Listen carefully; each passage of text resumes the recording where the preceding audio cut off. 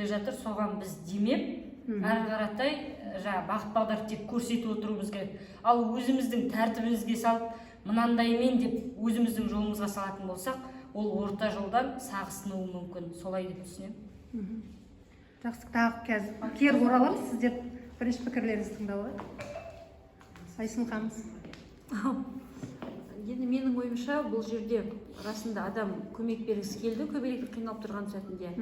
Бірақ расымен де ол болған адам емес. Білген жоқ ол. Жалпы көбелектің жаратылысы бойынша ол қауашағынан өзі шығу керек.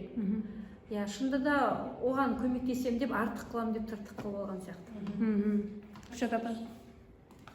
Енді қосылам ғой, дұрыс айтылып отыр ғой, негізінде. Балаға тек қана бағыт бермесең, оның еркінен тысқары жұмыс жасауға мүмкін. Қалай бағыт береміз? Енді негізінде өзі түсіне алмай болса, арқасы көмек керек болып тұрса, бала дәрменсіз болса, ол айтады саған, мен мынаған шамам келмей тұр, көмектесіңізші деп. Ал ондай болмаған жағдайда өзі төсе дайындалып отырған балаға тек қана бақылауда ғана ұстау керек. Бақылап қана көру керек. Ол кезде өзі сол нені қарай жалғастырып алып кете алады. Болмаса барып көмектесу керек. Бізге сүйеніп кетпеу керек қой. Ол да дұрыс. Тағы да кімде қандай болады?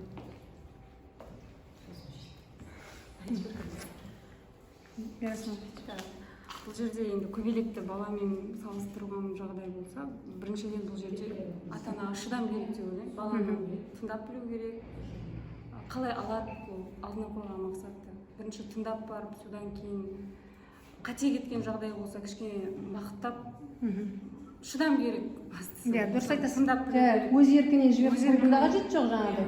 Өзі не істесін, соны істесін. Қалай не істейді? Сол бағыттап, если дұрыс кетіп баратса, ары қарай тағылған ең дұрыс, бағыттың дұрыс деген сияқты кішкене қолдап жіберу керек.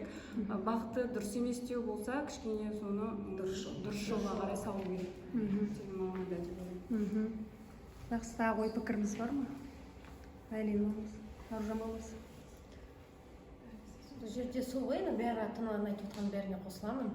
Баланы біріншіден жақсы жолмен жүргенді қалаймыз ғой, қай баламыз болса да.